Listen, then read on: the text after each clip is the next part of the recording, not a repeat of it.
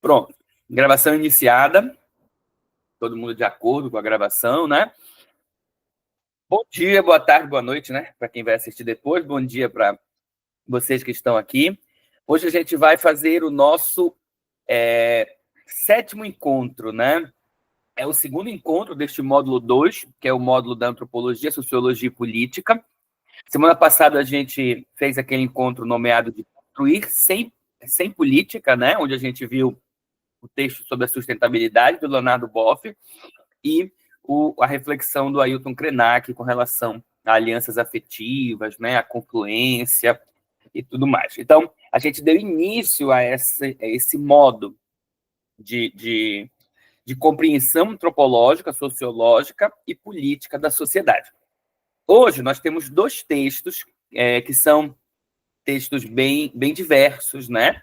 Um deles, um texto bem filosófico, bem acadêmico, que é o texto da Dana Haraway, tá bom? E o segundo, texto do Malcolm Ferdinand, que é um texto de filosofia decolonial, mais próximo da nossa forma de compreensão dentro da filosofia ambiental, né? Mas quando lidos juntos, em contraponto, a gente consegue ter uma compreensão acerca deste humano e desta ação humana, deste fazer humano, tanto a ação cotidiana, corriqueira, quanto a ação filosófica, quanto a ação científica, que é o ponto focal aí da reflexão da Donna Haraway, por exemplo, né? E a ação política presente nos dois textos, tá? Então, por isso que eles estão neste encontro, neste segundo encontro do módulo 2, juntos, tá bom? Eu havia comentado com vocês que o texto da Dana Haraway era mais denso, né, a leitura, então depois a gente comenta se vocês tiveram mesmo dificuldade ou não, se conseguiram ler e tudo mais, e o do Malcolm Ferdinand mais tranquilo, né? Bom dia, Luísa. Então vamos começar, para a gente não se estender muito na explicação, né, e conseguir ter um tempo legal para a discussão, para o debate, né, posterior à nossa apresentação. Então, o título do encontro é O Animal Social é Natural. Isso já abre um leque imenso de possibilidades reflexivas para nós em filosofia ambiental. Porque logo de cara rompe, né, desconstrói a separação que se faz entre natureza e cultura, né? Sociedade aqui entendido, claro, como termo da cultura, da civilização dentro da estrutura eurocentrada, tá? Então, quando a gente afirma que a socialização humana faz parte da natureza humana, a gente aponta aí um eco, né, da socialização que existe na natureza como um todo, né? Então, as sociedades de abelhas, sociedades de formigas, sociedades de lobos, sociedades... Então, dá para deixar a tela como antes. Espera aí, Kira, deixa eu ver. Você diz assim? Assim? Dá para deixar. Eu só tenho que ficar de ouvido atento, tá? Porque eu separo exatamente para quem pedir para entrar. Aí, quando eu deixo ela aberta assim, eu não estou vendo o do aplicativo. Então, às vezes, eu perco alguém que está tentando entrar. Então, fiquem de olho também no WhatsApp, né? Se alguém disser, não estou conseguindo entrar, porque aí a gente vai lá e autoriza, né, a entrada, tá bom? Mas acho que vocês já chegaram por aqui, acho que não vai mais chegar ninguém retardatariamente, né? Vamos ver.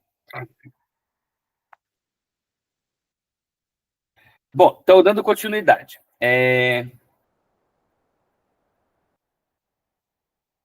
Dando continuidade.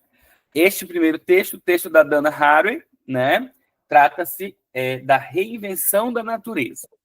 Olha, alguém solicitou entrada. É esse barulho que eu tenho que ficar atento. Aí, deixa eu voltar aqui. É o aluno do Lume, tá. Alguém que entrou pelo Lume. Não sei com quem está o telefone hoje. Vamos lá. Seguindo. Esse livro, A Reinvenção da Natureza, da Dana Haraway, é um calhamaço, né, grande. Vocês receberam dele só o capítulo 1, que é o capítulo que trata da sociologia animal e uma economia natural do corpo político. Uma fisiologia política da dominação, tá? esse capítulo 1, né, do livro, ele vai tratar, né, para quem não conseguiu ler até o final, ele vai tratar do modo como a ciência e o fazer científico, principalmente aqui a biologia, né, e o estudo do comportamento dos animais, né, de macacos especificamente, né, macacos rhesus, como que essa forma de pesquisa para a Dana Haraway reflete a estrutura dominante da sociedade, né, capitalista, machista e tudo mais, e como que as descobertas e os conhecimentos adquiridos, enviesados por essa estrutura social, são trazidos novamente para justificar a própria estrutura capitalista, machista da sociedade, né? Então, eu comentei com vocês que a Donna Haraway é uma grande expoente do feminismo, né? E ela vai tecendo essas críticas. Daí, o subtítulo do capítulo, Uma Fisiologia Política da Dominação. Porque, para ela, a dominação capitalista e machista da sociedade vai se justificar no fazer científico. Então, é por meio do estudo da natureza que vai ser justificada essa estrutura. Tá bom? Para nós, em filosofia ambiental, interessa, exatamente neste texto, esta compreensão de que o modo como a ciência compreende a sociedade, né? Desculpa, que a ciência que a ciência compreende a sociedade está pautado no modo como nós compreendemos a nossa supremacia, o nosso privilégio diante do restante do mundo, do cosmos, da natureza, né? E aí vocês vão ver isso muito bem posto no livro, né? É exatamente porque a sociedade eurocentrada compreende o humano como superior, como a última etapa da evolução, ou como a criatura mais bem evoluída, podemos dizer assim, né? O animal mais evoluído, razão e tudo mais, e podemos dominar o restante da natureza. Então, ela começa falando o seguinte, que a gente precisa perceber a política como um organismo, né? Então, o que a palavra organismo nos traz aqui, né? Uma relação de dependência inequívoca entre todas as partes. Então, um organismo não é um órgão.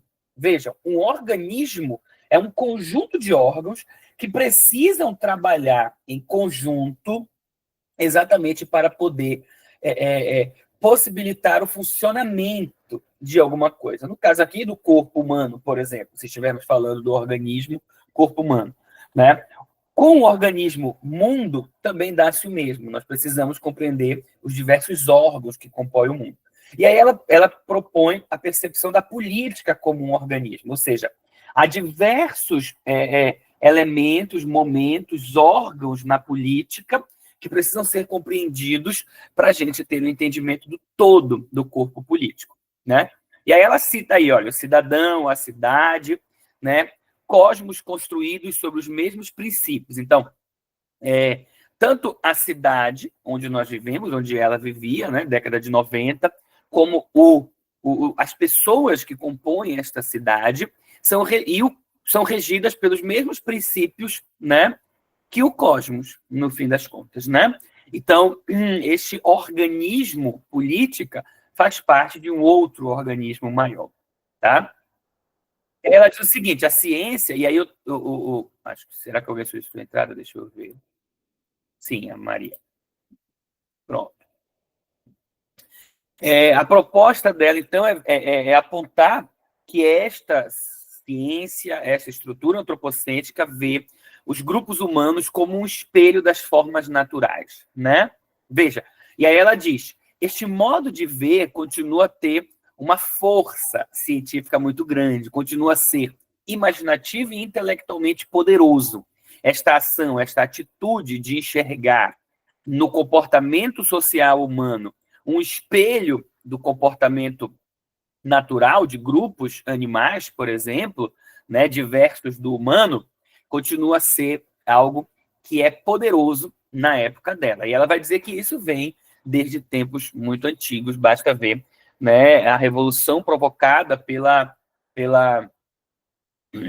Darwin, né, na teoria da evolução. Mas muito antes disso, Platão, no livro A Política, já comparava a reflexão das sociedades e a administração por um governante das sociedades com o mundo animal, no caso, o mundo não humano, né, entendido por eles. E ele diz o seguinte, ora, administrar, governar uma cidade não é nada mais, nada menos do que pastorear rebanhos, né? Então, assim como um pastor pastoreia e cuida do seu rebanho, o administrador deve fazer o mesmo. Então, veja, essa ideia de que o comportamento e as relações dentro de uma cidade, dentro de uma sociedade, são semelhantes às relações em grupos animais, né? É algo que é muito antigo, e a Dana Haraway diz, permanece. Por isso que a ciência, né, principalmente a biologia animal, estuda o comportamento dos animais para que no comportamento, na compreensão retirada do comportamento dos animais, se compreenda a sociedade humana, tá? E aí, para ela, não há um problema neste modo de atuação, exatamente porque o ser humano ele é animal, percebe? Daí o título do nosso encontro, o humano, o social como o natural.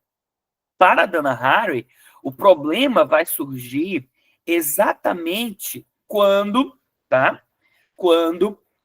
o viés do machismo do capitalismo, por exemplo, né, a estrutura patriarcal, quem conduz as leituras das experiências, né? Então, se houvesse, de fato, uma absoluta suspeição valorativa para se compreender o comportamento humano, exatamente o comportamento animal, exatamente como ele se dá na natureza, por exemplo, e a partir daí ser relacionado com o comportamento humano, dizer, os grupos animais agem desta forma, os grupos humanos também agem dessa forma. Aí ela diria que não há problema nenhum. O problema é que a leitura do comportamento animal, como a gente vai ver ao longo do texto dela, já é feita a partir da estrutura patriarcal.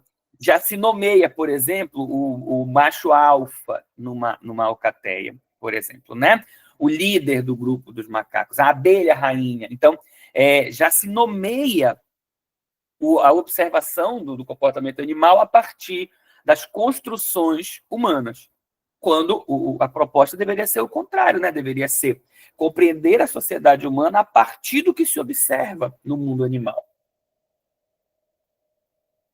Ou seja, a crítica à ciência aqui é que a ciência ela é enviesada, né? Interessada e economicamente interessada, tá? Como ainda é hoje, como a gente já comentou em outros encontros, né? Veja, para ela, então, esta ciência enviesada, ela promove uma união do corpo político e do corpo fisiológico. O orgânico, enquanto fisiologia, e o político, enquanto relações, são unidos pelo fazer científico. Essa união, ela vai dizer na página 12, tem sido fonte importante de justificativas antigas e modernas de dominação, o que eu acabei de dizer para vocês, né? Especialmente da dominação baseada em diferenças vistas como naturais, dadas, inescapáveis e, portanto, morais, né? Então, vejam, um exemplo bem claro, né? Aqui você vê que um gorila macho possui mais força, por exemplo, que as gorilas fêmeas do rebanho. Então, este gorila macho briga com os outros e se torna o líder daquele grupo de gorilas, né? Ao observar isto, vejam, a sociedade e a ciência, né, que é enviesada, diz: esta forma de dominação justifica que os homens, na cultura humana, que os machos, né, dominem as fêmeas, porque é natural, olha só, esta diferença fisiológica, a força do macho e a fragilidade da fêmea, por exemplo, que deve ser protegida. Portanto, isto é, ao ser natural, moral. E aí justifica-se o patriarcado. Percebe? Não se observa na natureza que esta é uma realidade de alguns grupos animais, como dos gorilas, por exemplo, mas que num grupo de leões, né, quem tem o cuidado e que caça e que faz tudo por ali não é o leão macho, é a leoa, né? ainda que a gente eleve o leão macho ao patamar de rei da selva, né? Mas, se não fossem as leoas, observem, nem aqueles machos teriam sobrevivido. Então, não se faz uma leitura real, é isso que ele está dizendo, do comportamento dos animais. Se faz sempre uma leitura enviesada pelo patriarcado. E utiliza-se essa leitura para justificar a própria estrutura patriarcal. Ela vai usar o exemplo daqui a pouco de uma pesquisa, e a gente vai entender benzinho esta crítica à ciência, tá? Bom, ela vai dizer aí, então, que esta noção regula as ciências da natureza e se insere também nas ciências da sociedade, né? Então, eu compreendo a natureza a partir deste viés, tá? E, então, eu compreendo isso também dentro da sociedade, justificando o mundo tal qual ele é, o status quo, né? Justificando de um ponto de vista, inclusive, ontológico, né? Moral, né? E por aí vai. E aí ela vai dizer que existe uma diferença entre ciência pura e ciência aplicada, que é uma diferença interessante, tá? Aqui por quê? Porque essa ciência pura seria aquela ciência utópica, né? Aonde a gente poderia realizar uma pesquisa, de fato, livre e tudo mais, né? Mas, né, essa diferença ela é posta pela Dana Haraway porque a ciência aplicada ela é sempre enviesada, né? Então não existe, de fato, essa ciência pura, apenas a ciência aplicada, tá? E aí nós temos a dicotomia entre sujeito e objeto, né? Que perpetua a dominação e a exploração. Disso a gente já falou um pouco, né? Tem a ver com o próprio antropocentrismo, com a ideia de que o humano é com a ideia de que o humano é o ente privilegiado, né? Portanto, é o sujeito sempre na relação de conhecimento e que os objetos são sempre são tudo aquilo que o conhecimento humano conhece, se dirige para, né? Então isso perpetua a dominação e a exploração tanto dos corpos políticos da sociedade, né? No caso aqui das mulheres, dos marginalizados, né? Dos povos colonizados, como a gente vai ver no próximo texto, como também na relação com a natureza, né? A dominação das florestas, dos rios, das montanhas, né? Enfim, do solo, tá? Então, isso é perpetuado nessa dicotomia sujeito-objeto e nessa ciência aplicada, tá? Vejam, aí ela vai fazer uma analogia, e aí eu coloquei a citação toda porque ela é importante para a gente, tá? Uma analogia da luta feminista, né, com a tarefa da ciência. E aí eu coloquei no título a nossa tarefa em filosofia ambiental, porque é o que interessa para a gente, né? Ela faz uma analogia com a ciência, e aí a gente vai trazer para nós, tá? Então, veja, atribuímos à ciência o papel de um fetiche, um objeto que os seres humanos produzem apenas para esquecer o seu papel ao criá-lo, né? Então, vejam, o papel da ciência, e aí remete àquela ciência pura, é um papel absolutamente válido, né? Louvável, inclusive, né? Mas quando, e isso faz parte da estrutura do capitalismo, né?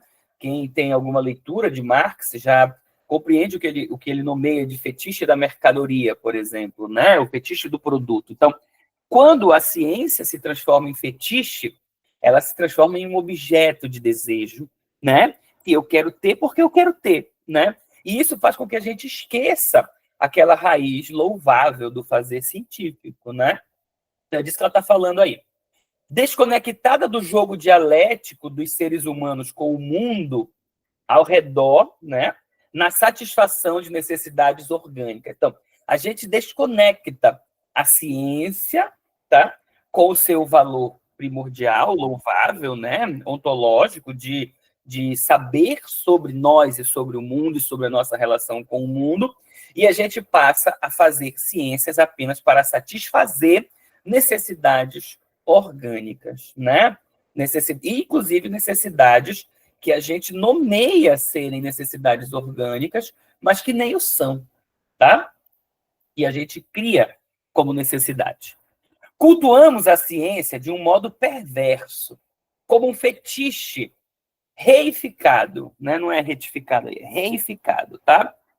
Colocado no topo, né? Como o imperador, o maior dos fetiches, né?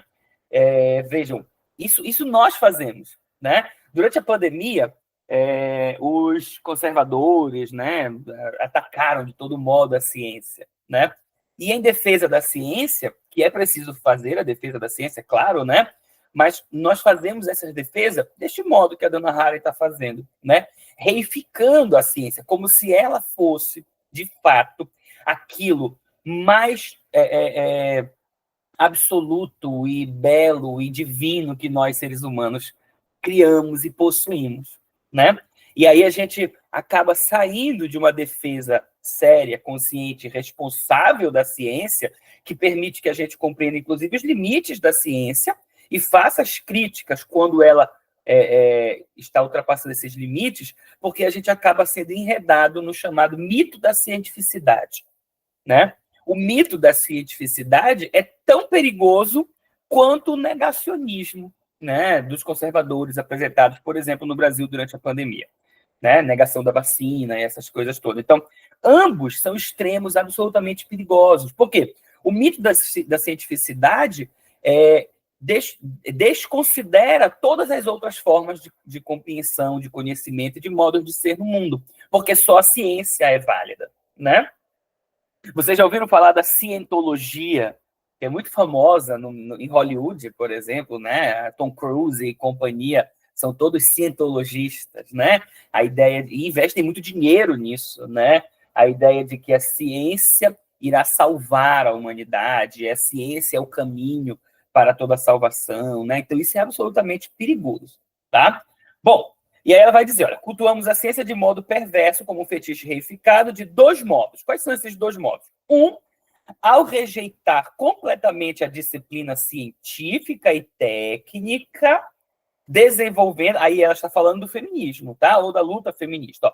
Desenvolvendo a teoria feminista totalmente separada das ciências naturais, que aí é uma atitude de recusa da ciência natural, né? E como eu disse, a gente pode fazer um paralelo com a filosofia ambiental e nós não devemos agir desta forma, né? Ou seja, construir uma filosofia ambiental de modo completamente avesso ou que rejeite as descobertas da própria ciência, né, ou fazer da própria ciência, das ciências naturais, principalmente, né, as ciências ecológicas, as ciências ambientais, tá? Então, como ela critica a teoria feminista da época dela de fazer, criar uma teoria social desatrelada da ciência. Então, nós também não devemos criar uma filosofia ambiental desatrelada da ciência, isso é óbvio, né?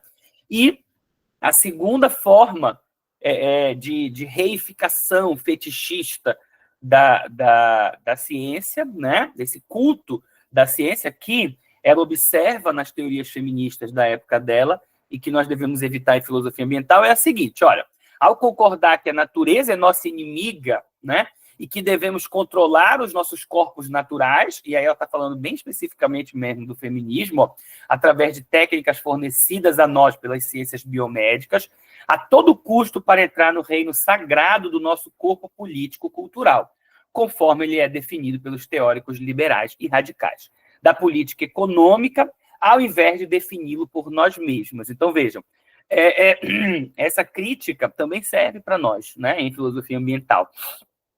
É preciso observar que o lidar com a ciência tem que ser um lidar crítico, não pode ser um lidar como na atitude de louvor ao mito da ciência, né? Porque o que acontecia com o feminismo na época de Dana Haraway, tá? Então, diante dos avanços da técnica, achava-se maravilhoso ter, por exemplo, um remédio que impede a menstruação, por exemplo. Por quê? Porque era um incômodo todos os meses a mulher ficar 2, 3 dias, né? Com dores, enfim, com o processo menstrual. E aí aceitava-se aquela medicação, por exemplo, né, como uma dádiva, como algo bom, né? E aí ela vai dizer, vejam, mas aquela própria medicação foi criada dentro de uma estrutura científica de teóricos liberais com o objetivo de controlar o corpo das mulheres. né? E não com o objetivo de tornar a vida das mulheres melhor. Né? É exatamente porque é incômodo ter uma mulher não produzindo na fábrica, vejam só, né?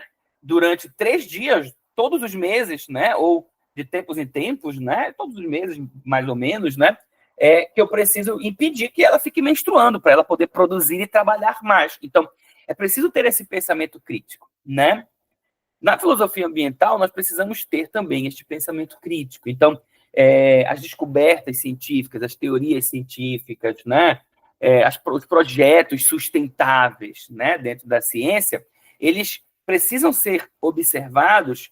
Se eles são projetos válidos e bons, precisam ser assumidos e tomados como projetos válidos e bons, mas sem que a gente esqueça que por detrás desse projeto há uma estrutura econômica, política, capitalista, neoliberal, que de alguma forma está lucrando com esses projetos, né?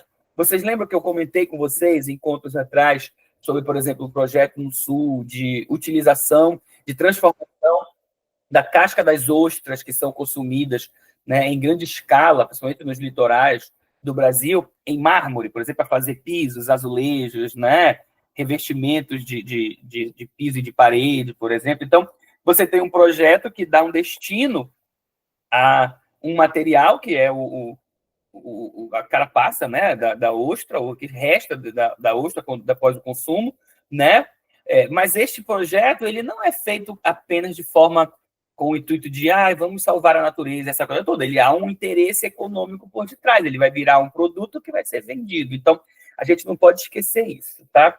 E aí ela fecha a citação. Ó, esse corpo político-cultural foi identificado claramente por Marx. O mercado que remodela todas as coisas e povos em commodities. E aí a gente pode pensar logo de cara, né, na venda lá do como é o nome? Dos créditos de carbono da Amazônia, por exemplo, né? Que é um produto que o Brasil está buscando explorar de todas as formas. Percebe? Então, veja, você transforma a própria floresta, e não a floresta em si material, veja, mas o fato de termos uma floresta é transformado em mercadoria, em commodity. E aí eu vendo créditos de carbono para outros países. Olha, você quer destruir a parte que resta aí da sua floresta, mas você não pode por questões ambientais e tudo mais, tudo bem, você compra créditos de carbono nosso, a gente mantém grande parte a parte que você pagou da nossa floresta em pé e você faz o que você quiser com a sua. Vejam só que curioso, né? Então, é disso que ela está falando. Então, observar os interesses do capitalismo, do neoliberalismo, né? Dentro do fazer científico. Bom, aí ela vai seguir. Ó, teorias feministas elaboradas sobre o signo da dominação masculina, né? Que são as teses absolutas da ciência como corpo, inimigo e etc., né? Que aparecem ali. A ciência é nossa inimiga. Não permitem a realização de um feminismo socialista, né? Do mesmo modo, uma filosofia ambiental produzida sob os signos e saberes seculares da filosofia não permitirá a construção do cuidado ético e amoroso com o mundo, pois não conseguirá livrar-se da lógica perversa na qual a natureza é um capital, como eu citei aqui com relação aos créditos de carbono. Um objeto, um produto. Viram só? Bom, e aí, para a gente já fazer um gancho com o próximo texto que a gente vai ler, fica aquela pergunta, olha, decolonial ou contracolonial? A gente até tocou por alto nisso, né? Mas é importante frisar, não é um termo que a dona Haraway utiliza, tá, gente? Não se falava disso na década de 90, decolonial, contracolonial, não se falava de nada disso, tá bom? Mas eu coloquei aí porque a gente pode entender, nesta citação da dona Haraway, a diferença entre um e outro, tá? O que seria o pensamento decolonial? É o pensamento que busca desconstruir as teorias filosóficas, né, e filosófico-científicas, políticas, né, que foram construídas sob o signo do colonialismo, né? Ou seja, sob o signo da dominação de um grupo, de uma sociedade, de um povo, né? Na sua grande maioria, o povo europeu, né? Países europeus, a política europeia. Daí a gente falar de desconstruir o eurocentrismo, tá? e propor outras formas de construção teórica, filosófica. Então, isso é o pensamento decolonial, que é absolutamente válido, né? Mas vejam, aqueles que defendem o contracolonialismo afirmam que fazer apenas um pensamento, uma filosofia ou uma ciência decolonial não é suficiente. Por quê? Porque você precisa sair do âmbito teórico e ir para o âmbito da praxis, né? Então, eles propõem o contracolonialismo, porque no contracolonialismo você insere, além da desconstrução e da proposição, a luta pela realização dessas mudanças. Então, há uma ação política presente no contracolonialismo que não está presente no fazer decolonial. Né? O contracolonialismo é maravilhoso. É sim, Carolina, com certeza. Bom, e a proposta muito bem explicada pelo Antônio Bispo, né, do porquê devemos ser contracoloniais e não apenas descoloniais ou decoloniais, tá? E aí vamos ver essa citação da Dana Haraway, o que ela diz lá na década de 90, tá, gente? 91, 92 esse texto, né? Se eu não me engano. O que ela diz lá nesta década, né? E como que a gente entende isso hoje? Olha só, neste contexto, a libertação permanece sujeita a um determinismo supostamente natural, que só pode ser evitado em uma lógica crescente de contradominação, né? Então, mesmo se eu continuar fazendo apenas uma filosofia decolonial, eu ainda estou preso na lógica da dominação, porque eu estou lutando contra uma estrutura dominante apenas no âmbito teórico, né? Então, eu não estou lutando de fato. Eu estou apenas falando das possíveis lutas, né?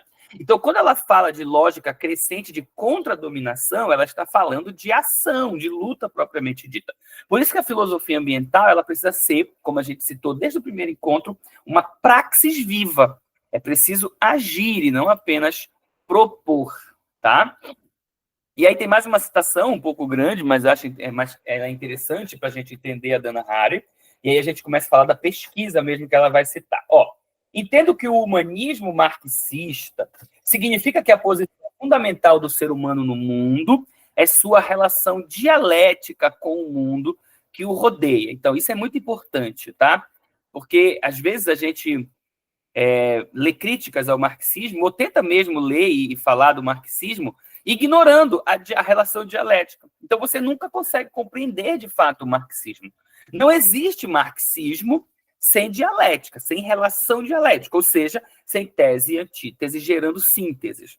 Então, você não compreende nada do marxismo sem compreender a luta dos opostos, tá? Então, isso é bem claro, é isso que ela está falando aí, tá? E a luta dos opostos compõe exatamente a relação entre o mundo, tá? Veja, a relação das pessoas, no caso, com o mundo que a rodeia, envolvendo a satisfação das necessidades e, portanto, a criação de valores de uso. O processo do trabalho constitui a condição humana fundamental. Essa é a leitura marxista, tá bom? A gente vai ter uma aula em breve sobre a Hannah Arendt, onde a gente vai falar do que significa esse termo, condição humana, que a Dana Haraway usa aqui, tá? Então, a Hannah Arendt cunha esse texto de forma bem filosófica e a gente vai falar disso lá na frente. Então, fiquem com essa palavra, esse conceito, não percam ele de vista, condição humana, tá? Para os marxistas, a condição primordial humana é o trabalho, né? O que em si traz uma problemática, que a gente vai falar lá no final do curso, tá? Mas que não convém a gente aprofundar agora, tá? Bom, então, através do trabalho, nós, individual e coletivamente, nos colocamos em uma interação constante com tudo que ainda não foi humanizado. Tá? Vejam, começa aí a questão do perigo que eu disse para vocês. Bom, então, só é de fato o mundo do trabalho aquilo que foi humanizado, né? Portanto, isso abre um pouco mais o abismo entre o mundo humano e o restante do cosmos, né? Como se aquele restante não interessasse e só passasse a interessar à medida em que ele foi humanizado, ou seja, tocado pela ação do trabalho humano, tá? Então, aqui há o perigo, tá bom? Mas a gente vai aprofundar aí nas próximas aulas. Nem nossos corpos pessoais, nem nossos corpos sociais podem ser vistos como naturais, no sentido de existentes fora do processo autocriador chamado trabalho humano. O que nós experimentamos e teorizamos como natureza e como cultura é transformado pelo nosso trabalho. Tudo que tocamos e, portanto, conhecemos, incluindo nossos corpos orgânicos e sociais, torna-se possível a nós através do trabalho. Dessa forma, aí vejam, aí ela tenta dizer que, entendido dessa forma, não há mais a separação, né? Dessa forma, a cultura não domina a natureza, nem a natureza é o inimigo. A dialética não deve ser tornada uma dinâmica da dominação crescente, tá? Vocês conseguiram compreender? Então, vejam, por que não há mais a separação entre cultura e natureza, compreendida na dialética, né? Porque o que ela propõe, a partir do marxismo aqui, é que tudo faça parte do mesmo jogo dialético, né? Então, sem a natureza, não há cultura, mas sem a cultura também não há natureza, né? A síntese de tudo isso é a nossa existência. Só que ainda existe uma separação entre um e outro. Um é tese e o outro é antitese, né? Percebe? Então, existe uma diferença entre cultura e natureza, mas essa diferença ela não pode ser levada ao cabo, por quê? Porque esta própria diferença faz parte da síntese dialética, do jogo dialético da existência, né? Então, é como se a gente dissesse essa diferença que existe não pode ser estudada enquanto diferença, porque enquanto diferença ela não tem valor, né? Falar do humano separado da natureza não é falar do humano de fato. Por quê? Porque o humano não existe sem a natureza. O mesmo dá-se com a natureza. Falar da natureza sem o humano não é possível porque não existe a natureza sem o seu contraponto dialético, né? Então, isso insere o pensamento da Dana Haraway dentro do antropoceno, tá? Apesar dela ser uma grande crítica do antropoceno, tá certo? Mas a gente vai falar do antropoceno melhor no módulo 3, que é o módulo sobre o antropoceno, tá bom? Vamos lá. E aí ela começa a falar do experimento, né, dentro da sociologia animal, olha só. A sociologia animal, então, surge ali como uma área das ciências biocomportamentais, que para ela tem servido na construção de teorias opressoras do corpo político, como eu já citei por alto no início do encontro de hoje, né, com relação à leitura que se faz das observações científicas do comportamento animal. Precisamos, ela diz, nos reapropriar histórica e criticamente dessas ciências para descobrir a estrutura de todas as esferas do corpo político, né? Então, reapropriar-se histórica e criticamente da ciência, das descobertas feitas por essa ciência e do que se ainda poderá descobrir com o estudo dessas ciências biocomportamentais, por exemplo, é fundamental, porque assim a gente pode retirar o viés dominante, né? No caso dela, o foco é o viés patriarcal, né? Já que a teoria dela visa o feminismo, né? Para nós, o foco também é esse, claro, né? Mas mais ainda é o foco da relação entre o humano e o ambiente, já que estamos em filosofia ambiental. Então, reapropriar histórica e criticamente dessas ciências é romper, de fato, com o antropoceno e compreender biocentricamente estas ciências, tá? 3 razões para enfocar a sociologia animal, especialmente dos primatas. E aí ela está fazendo agora um percurso histórico, tá? Ela vai dar 3 razões do porquê que a ciência, né, no século passado, começou a olhar diretamente para esta sociologia animal como parte dessas ciências biocomportamentais.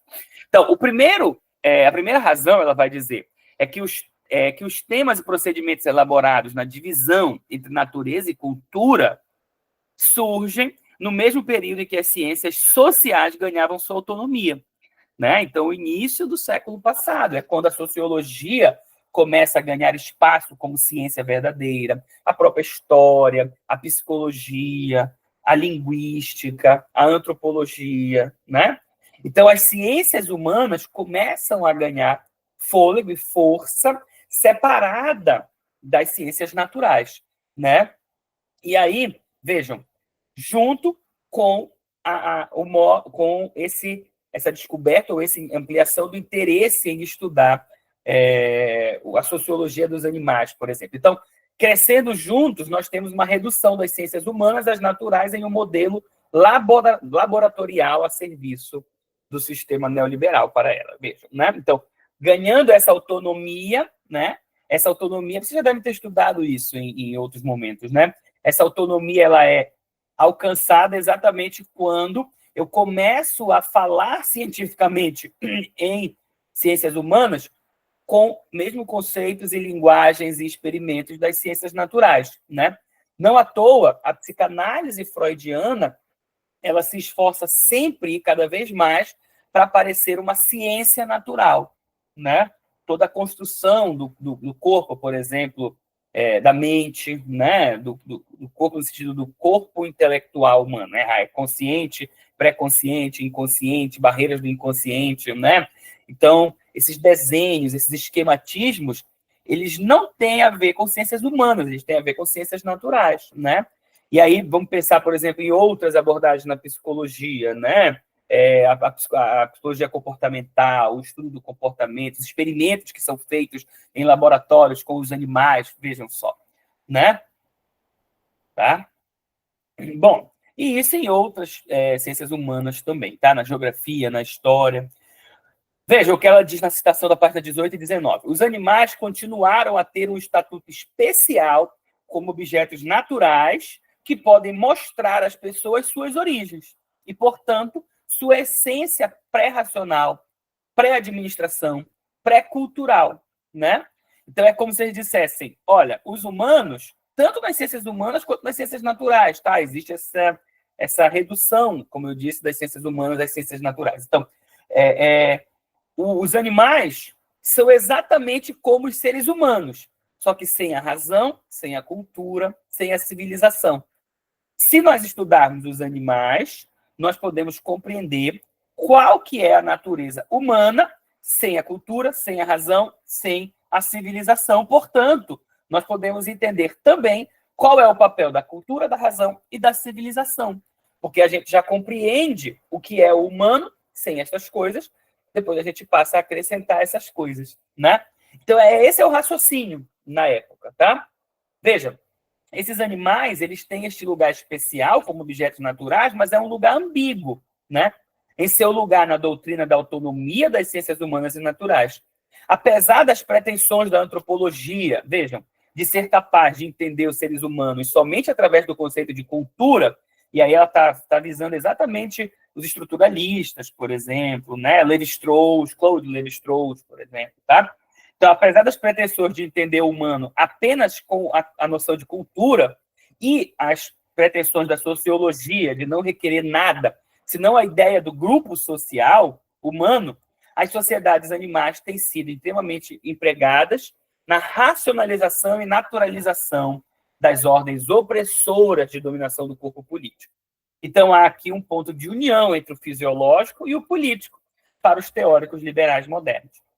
Enquanto eles continuam a aceitar a ideologia da clivagem entre natureza e cultura. Vejam essa ambiguidade, né? Então, passa-se a estudar este comportamento animal e aquilo que é adquirido nesta observação, nesse estudo do comportamento animal, tem uma validade grandiosa, né? Por vezes absoluta, na compreensão da sociedade humana, mas continua-se a se fazer a separação entre natureza e cultura, né?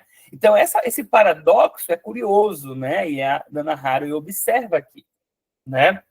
Mais fácil seria dizer, olha, nós nos comportamos do mesmo modo que os animais, né? Mas isso não é feito. Por quê? Porque mantém-se a ideia de que o humano não é animal, né? Ele possui características tais quais os animais, mas ele é muito mais do que os animais, tá?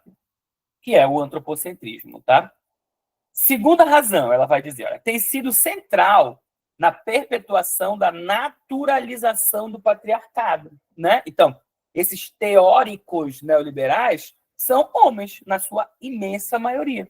Então, eles vão perpetuando seus desejos, suas vontades, e o patriarcado exatamente nessa produção de conhecimento, tá?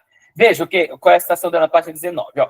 Precisamos conhecer a ciência animal do corpo político, tal como foi e como pode ser.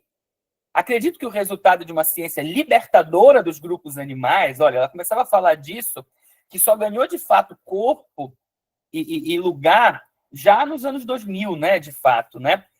Acredito que o resultado de uma ciência libertadora dos grupos animais poderia exprimir melhor quem são os animais.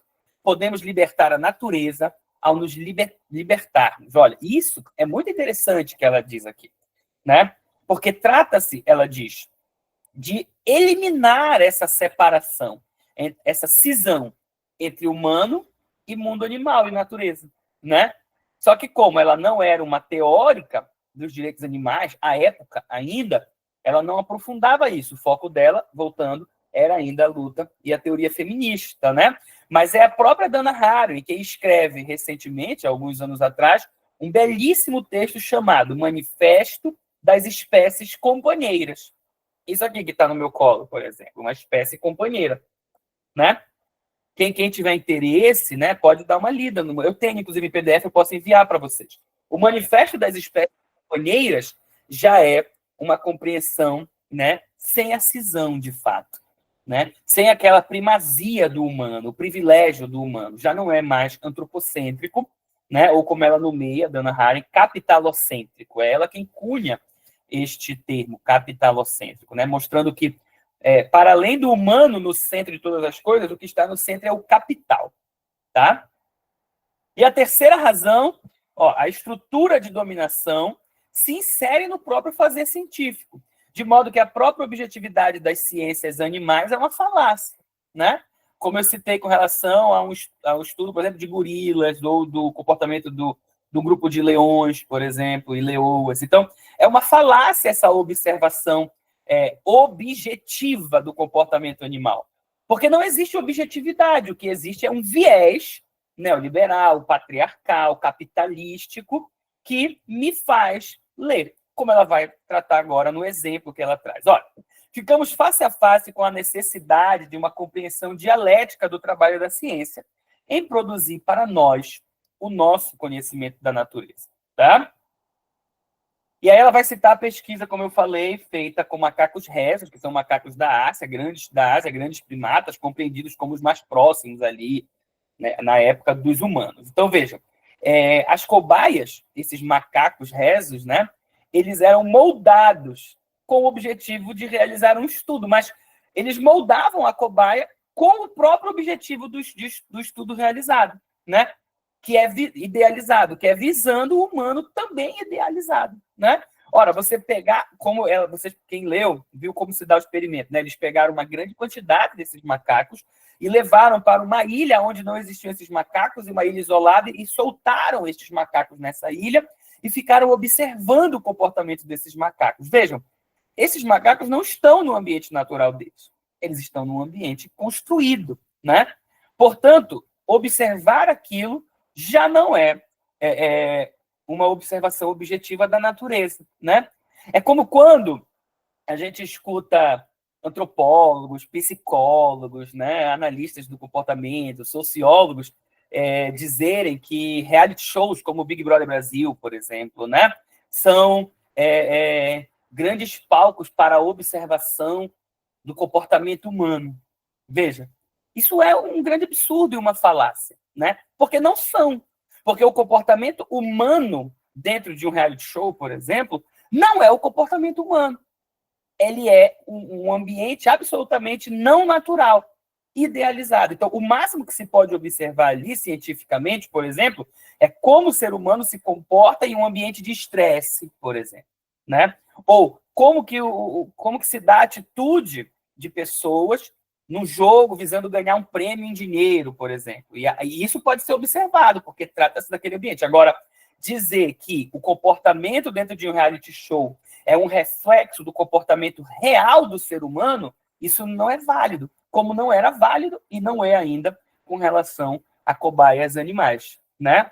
Então, veja, a ideia da inteligência e a ideia da vida social sexual é o que está sendo idealizado aqui deste humano e o que é idealizado nessas cobaias, né?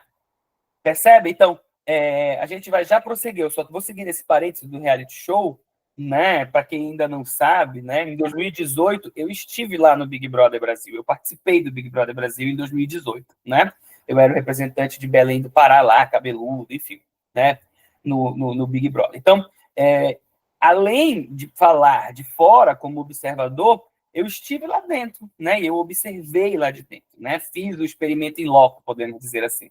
Então, posso falar com propriedade que não existe, de fato, um comportamento humano real e natural ali. Porque nada é real. A gente não fala o que a gente falaria fora, a gente sempre pensa antes de falar, né? Então, dá-se o mesmo com esses estudos aqui. E aí, o foco dela vai ser interessante, porque ela vai dizer: olha, vejam, a noção de inteligência é a noção humana do experimento. E a noção de vida social e sexual vai ser a noção animalesca. Né? Os animais não possuem a inteligência como o ser humano, mas eles possuem a socialização e a vida sexual. Então, quando a gente observa isso, a gente compreende também a vida social e sexual humana.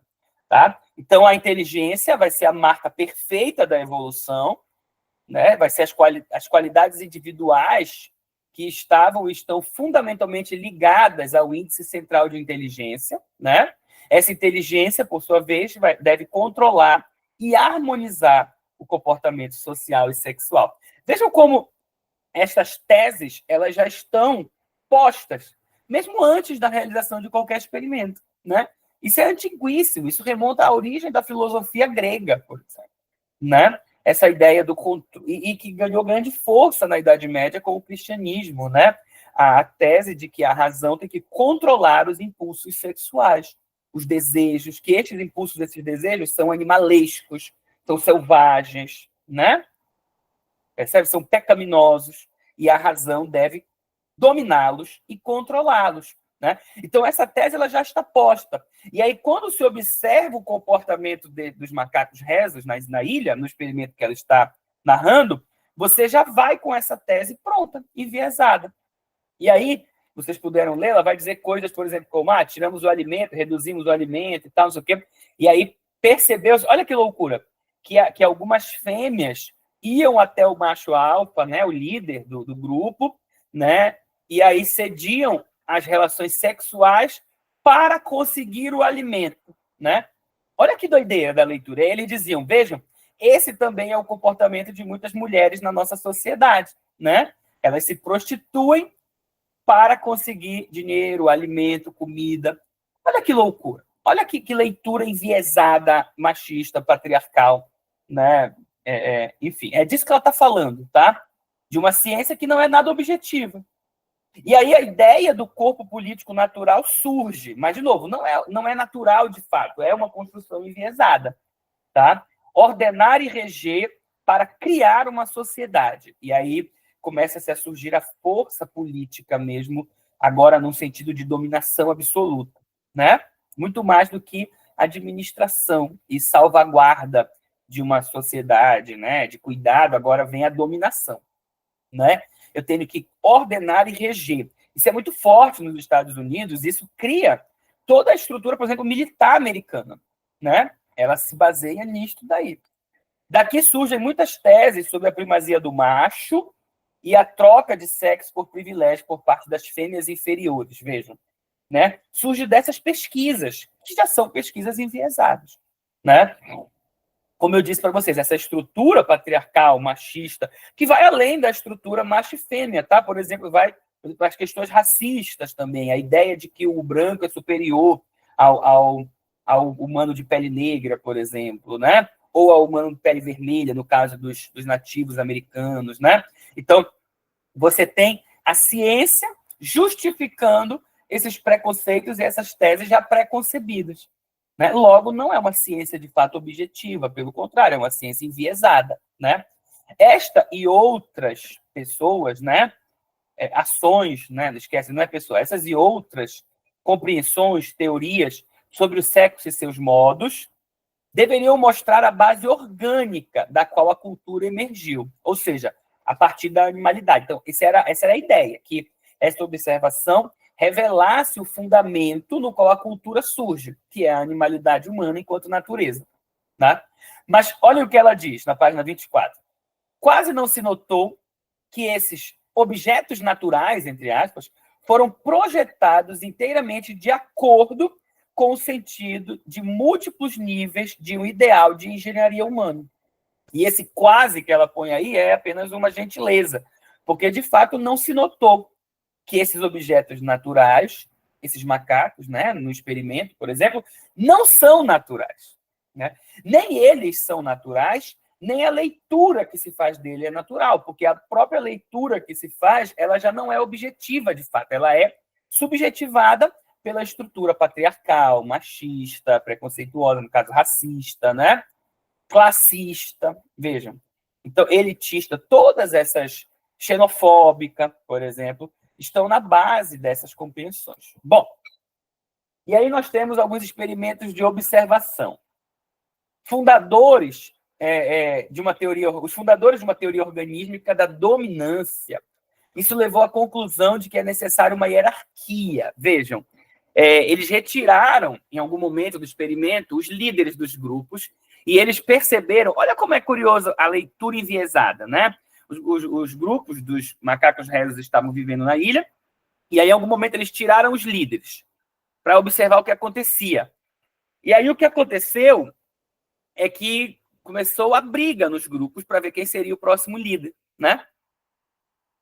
Comportamento natural. Mas essa observação fez com que compreendesse o quê? Olha o que acontece quando uma sociedade perde o seu líder. Ela entra num caos social. Portanto, é natural a necessidade de uma liderança. E esta liderança tem que ser uma liderança forte, tem que ser um macho alfa, né? Por isso que os presidentes são sempre homens, né? Os líderes são sempre homens. Os tenentes, os coronéis, né? Hoje em dia, com a luta feminista cada vez mais forte, isso vem mudando de forma bem lenta, né? Mas em 92, né? É isso. É justificado por uma leitura de uma experiência, né? Então, sem macho alfa, a diversidade rui. E um equilíbrio entre cooperação e competição para manter a sociedade também é observado por ele. Então, além da hierarquia como necessária, é preciso a gente fomentar tanto a cooperação, a partilha, quanto a competição, porque se não tiver competição, nem a cooperação flui. A competição é o que... por isso que vocês podem observar, estruturas militares, elas estão o tempo todo promovendo a competição. Quem corre mais, quem nada mais, quem fica mais tempo embaixo d'água, quem é mais forte, quem consegue realizar mais rápido isso, quem limpa, desmonta e limpa a arma mais rapidamente. Então, essas ideias, que são ideias humanas, né, dentro de uma estrutura patriarcal, elas acabam sendo enviesadamente observadas nos experimentos com o macaco e justificam a manutenção dessa estrutura, né? Olha o que ela vai dizer. Eis aqui as origens do nosso mundo capitalocêntrico e neoliberal. Essa é uma interrogação minha, tá? Mas é aqui que ela começa a falar dessa ideia de capitaloceno, tá? A verdadeira ordem social deveria repousar sob um balanço de dominância interpretada como a fundação da cooperação. A agressão competitiva tornou-se a principal forma que organizava outras formas de integração social. Longe da competição e cooperação, longe de competição e cooperação serem opostos mútuos, eles são ela, né? A competição é a pré-condição da cooperação, em termos fisiológicos para estes teóricos, tá? O ponto principal é que, sem uma história de dominância organizadora, a ordem social supostamente parece ser degradada, parece se degradar em competição individualista e improdutiva. Porque, vejam, no exército, você não está competindo para ser o melhor só para si mesmo. Você está competindo para ser o melhor, para comandar um grupo e ajudar um grupo. Olha só como é o jogo neoliberal feito. O jogo capitalístico, né? Então, a nossa sociedade, ela nasce dessa forma nos moldes atuais, tá bom? Essa sociedade narcísica de aprimoramento de si, ela surge nesses moldes, nesse processo aí enviesado de fazer ciência, tá? Então, aí ela começa, aí tem essa noção dela de economia política natural, que dá nome ao nosso encontro, né? O animal social é natural. O grupo que fica sem seu macho alfa perde na disputa competitiva com as outras sociedades orgânicas organizadas, né? Portanto, um país, olha a leitura, que não tem um líder forte, e é por isso, observem, que o Trump foi novamente eleito nos Estados Unidos. Não porque ele é um líder forte, mas porque a compreensão americana permanece a mesma, não mudou. Ora, entre uma mulher, vejam, né? E um homem, você vai eleger quem? Né? Entre um homem que fala agressivamente, que coordena, que está dizendo que vai nos proteger, e uma mulher progressista que está trazendo pautas que, na visão patriarcal, capitalocêntrica, vai nos enfraquecer, é melhor a gente ficar com quem vai fortalecer o nosso país. Por isso ele foi eleito. Percebe? Então, essa estrutura, ela está falando da década de 90, mas isso ainda é válido, né? Beleza? O resultado se reflete em menos alimento quando não se tem... Olha só, como isso é uma leitura política, baseada em observação de grupos animais. Veja, se não há um líder, qual que é o resultado? Menos alimento, maior mortalidade infantil, menos descendentes e, desse modo, em desvantagem evolutiva ou até mesmo extinção. A competição de mercado implícita na teoria evolutiva orgânica vem à tona aqui. A teoria da função da dominância masculina combina satisfatoriamente a da economia política do estudo do comportamento e evolução animal, um modelo competitivo de divisão de trabalho e alocação de recursos, com o aspecto de integração social, de coordenação cooperativa à liderança e posição social, e com as compreensões das passagens fisiológicas de fenômenos reprodutivos e embriológicos. Tá? Então, ela vai dizer, eles só transpuseram, veja, transpuseram uma tese que surge de uma observação para o campo da economia política. Mas esta tese foi criada a partir do viés patriarcal, do viés antropocêntrico, do viés capitalístico, né? Que já estava na sociedade. É como se eles tivessem ido buscar no experimento apenas uma justificativa para aquilo que eles já acreditavam e já possuíam. Por isso que ela diz que não há objetividade nessa ciência, tá? Uma vez que as sociedades animais são vistas como se tivessem, de forma mais simples, todas as características das sociedades e culturas humanas, pode-se legitimamente aprender com elas a base da comunidade supostamente natural e integrada da humanidade. Então, essa é a ideia que inicia esses percursos, tá? Experimentais. O princípio político da dominação foi aqui transformado no princípio científico legítimo da dominação como uma propriedade natural com base físico-química. Manipulações, conceitos, princípios organizacionais devem ser vistos como se houvessem sido penetrados pelo princípio da dominação. A ciência não pode ser reivindicada para propósito de libertação somente através da mera reinterpretação. Olha, outra vez o clamor pelo movimento contracolonial, mesmo que ela não use o termo, tá? Então, não se trata apenas de reinterpretar essa história da ciência. Ela diz, não se pode reivindicar a ciência para os propósitos da libertação somente através da mera reinterpretação das observações ou da mudança na terminologia. De toda forma, esse é um exercício ideológico crasso, né? Então, é como se ela dissesse, o pensamento apenas decolonial, ele é vão, né? Ele não dá frutos. Porque nega uma interação dialética com os animais no projeto da autocriação pelo trabalho científico, né? A gente ignora esse viés ideológico, humanístico, que nos faz observar o mundo animal, né? Bom, para a gente finalizar e iniciar o Malcolm Ferdinand, vamos ver essa outra citação aqui dela. Ó.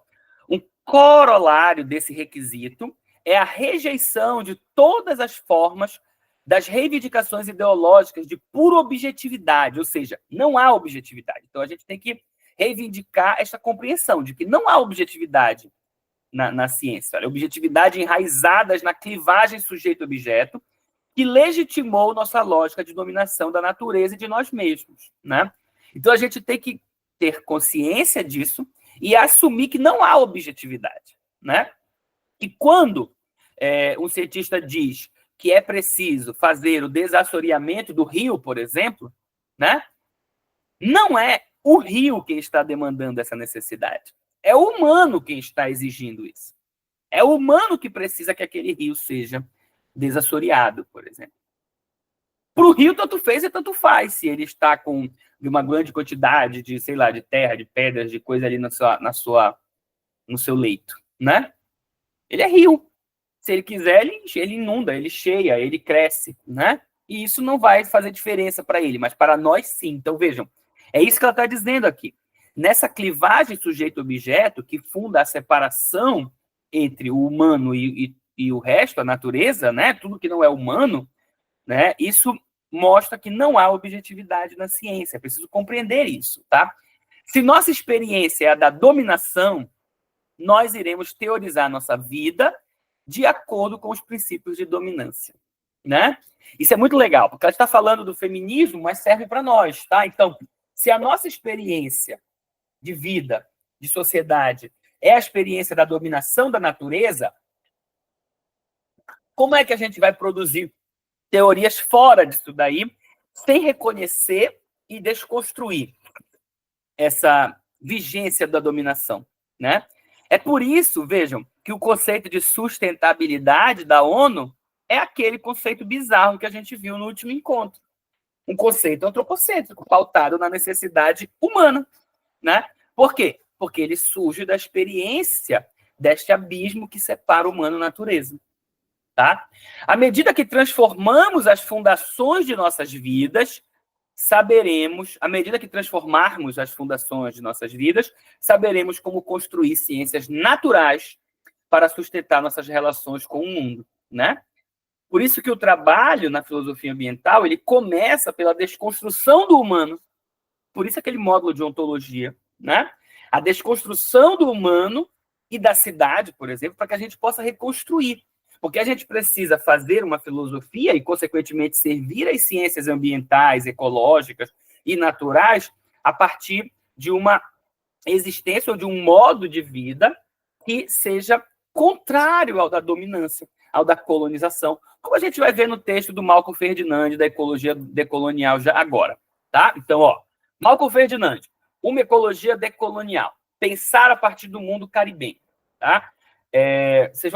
Quem leu, né, viu como é belíssimo esse texto. Ele é muito triste no sentido de que ele é pesado, né, traz verdades muito pesadas, mas ao mesmo tempo ele é belíssimo para a gente pensar como fazer de fato algo na praxis da filosofia ambiental, o agir contra-colonial, mesmo que ele esteja nomeando de ecologia decolonial, tá? Na época, acho que esta é uma tese desse cara de doutorado, né? Então, na época que ele escreveu isso, o termo contra-colonial ainda não estava sendo posto, né? No caminho. Então, por isso a expressão decolonial apenas. E aí vamos ver como ele dialoga aqui com o que a gente acabou de ver da Dana Haraway, tá bom? Bom, o texto inteiro, ele é feito dentro dessa metáfora do navio e da tempestade, da embarcação, o navio no meio da tempestade. Tá? Então, os capítulos, os títulos, são todos divididos nessa metáfora. Tá? A metáfora forte aqui para ele é a metáfora do navio negreiro, tá? Que para ele é a política do mundo. Né? Nós, para o Malcolm Ferdinand, ainda estamos dentro de um navio negreiro, né? Onde os corpos negros, né? Os corpos, e aí ampliando, né? Os corpos ameríndios, né? Os corpos marginalizados, os corpos das mulheres, por exemplo, são postos sempre nos porões, né? Ou no meio de uma tempestade, lançados ao mar, como ele diz, tá? E ele começa falando do nome que deram à terra da qual ele fala, o Caribe, né? Caribe, vejam, é uma variação de Caliban. Caliban é um monstro mitológico grego, né? Grego não, desculpa, é um monstro mitológico que Shakespeare utiliza, né, num livro, né? Eu acho que é o monstro mitológico grego que o Shakespeare dá nome à criatura lá na ilha, no Sonho de uma Noite de Verão, né? Aquela criatura esquisita, humanoide, mais monstruosa, que não pensa direito, que ajuda o pessoal lá na ilha, né? Uma entidade desprovida de razão, sob a tutela e os cuidados da Europa, né? Que é como acontece na obra Sonho de uma Noite de Verão. Naufraga o navio, chegam na ilha e os personagens acabam sendo ajudados pelo Caliban, mas acabam tutelando e cuidando também dessa criatura disforme que é o Caliban, né? Bom, e aí, veja, para ele, né, o Caribe sempre foi compreendido como, olha só como engraçado isso, um intervalo de areia inabitado fora do mundo, né? Esse é o significado da palavra. Os caribenhos, homens e mulheres, falam, agem, pensam o mundo e habitam a terra, ele vai dizer. Diferente da visão eurocentrada, no qual o Caribe era um lugar de ninguém, que a gente vai chegar e dominar e colonizar e fazer o que a gente bem entende. Não é muito diferente do que foi feito no restante das Américas como um todo, né? E aí o interessante desse texto dele, que é o foco da nossa reflexão, é exatamente o modo, a atitude colonial, o procedimento político colonial, tá? E a reflexão presente neste conceito de habitar, que a gente vai falar disso no encontro lá na frente, quando a gente estudar o Heidegger, tá? Então, inclusive, ele vai criticar o Heidegger aqui, e a gente vai ficar com essa ideia lá para frente, a gente vai voltar a isso no futuro, tá? Mas vamos lá, vamos seguir. Então, diferente da visão eurocentrada, na qual o Caribe é um intervalo de areia inabitado fora do mundo, ele diz que já haviam pessoas habitando aqui, tá? Habitando a terra, como ele nomeia. Bom, as destruições... Aí ele começa dizendo já na introdução que as destruições ambientais não atingem todo mundo da mesma maneira, né? Isso é uma crítica ao pensamento ecologista geral, assim, bem geralzão, que é uma ciência ecológica, por exemplo, feita de forma apolítica, né? Vamos cuidar da natureza, a natureza é para todos e tal, tal, tal.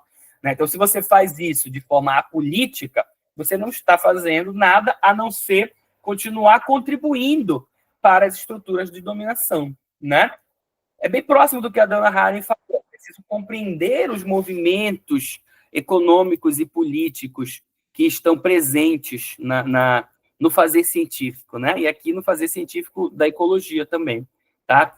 E por isso ele diz isso, ó. As destruições ambientais não atingem todo mundo da mesma maneira, tampouco apagam as destruições sociais e políticas já em curso, né?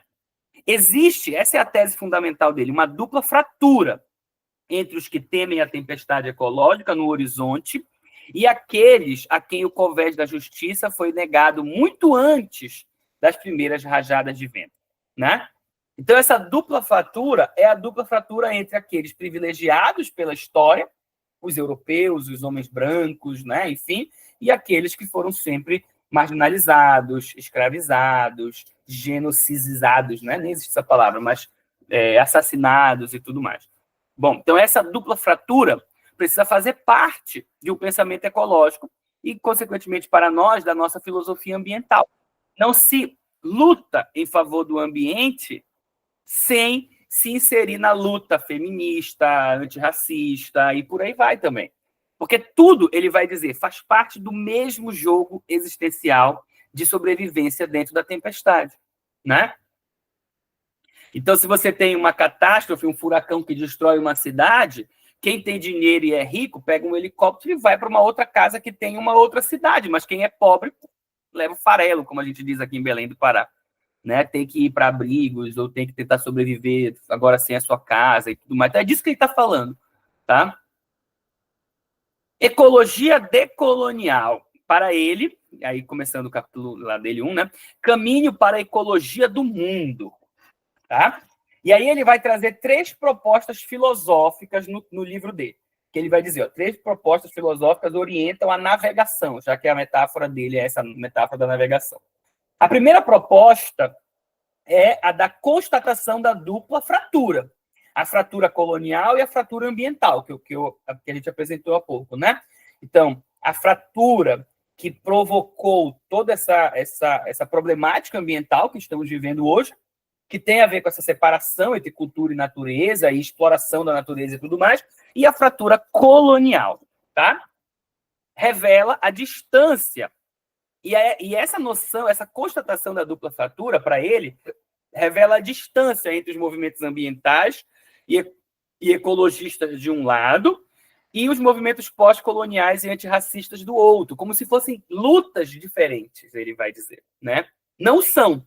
E quando a gente constata essa dupla fratura, a gente percebe que no próprio jogo político, as lutas são postas em separado, objetivando exatamente nesta separação, né, o enfraquecimento de ambas as lutas, né? Porque se as lutas são unidas e você luta junto, veja, você fortalece o movimento, né?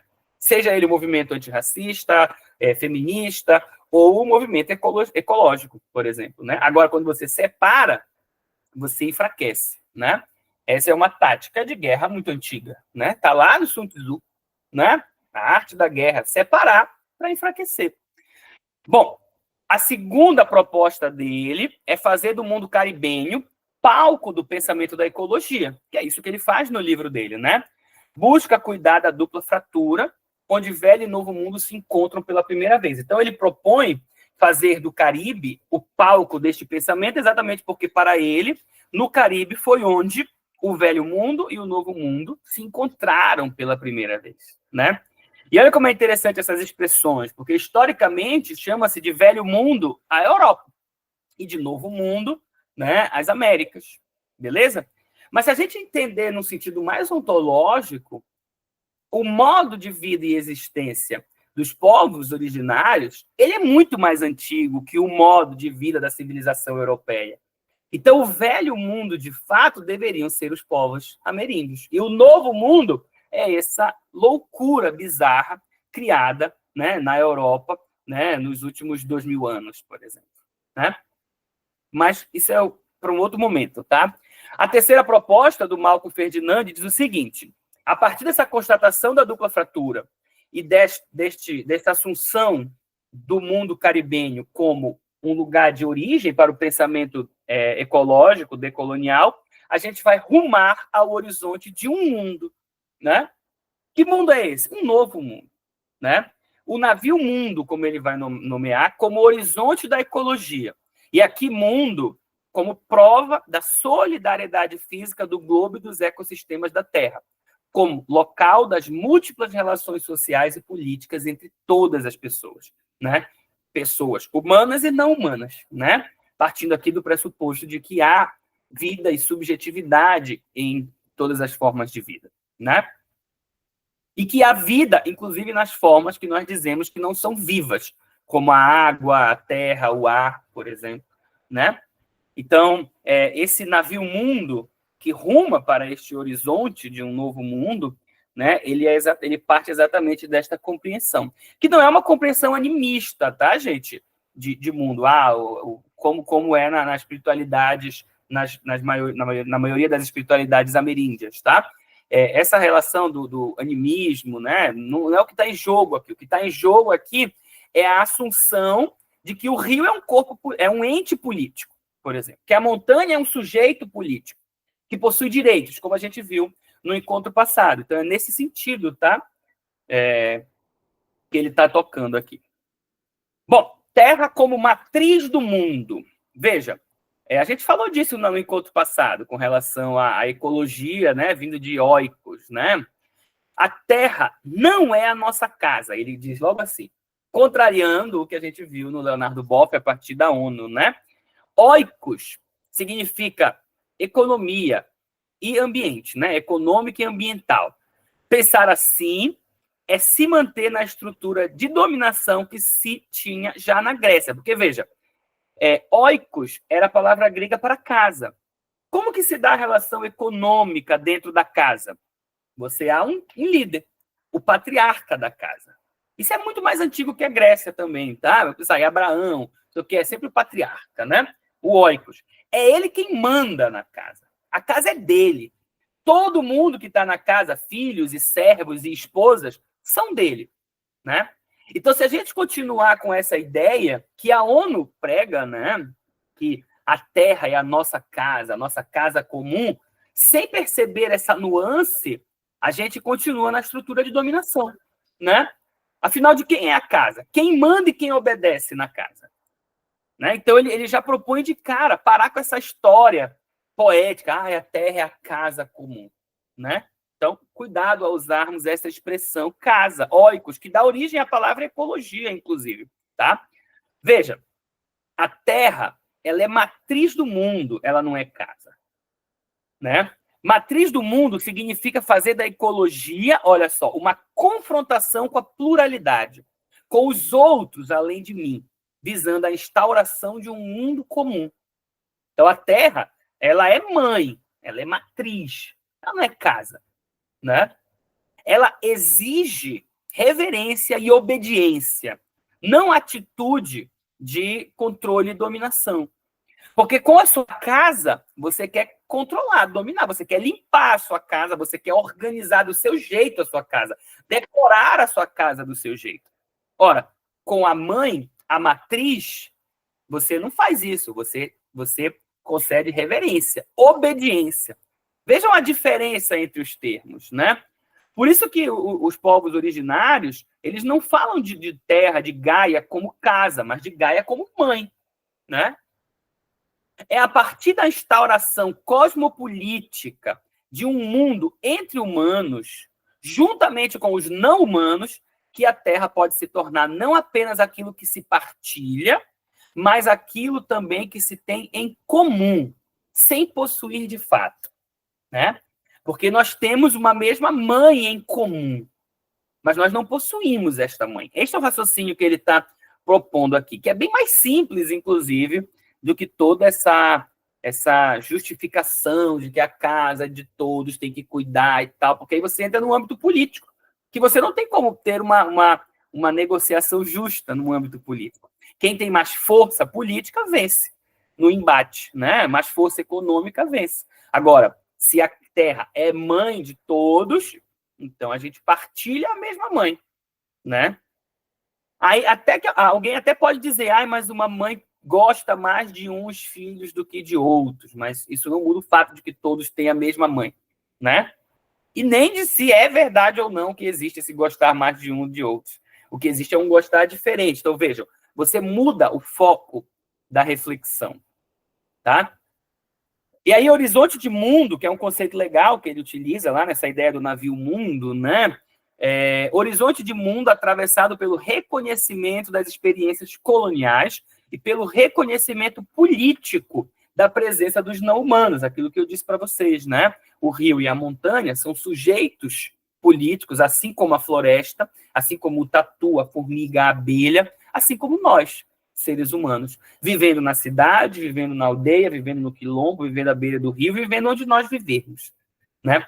Todos são corpos políticos, né? São entes, sujeitos políticos, que precisam partilhar de igual forma esta terra, tá?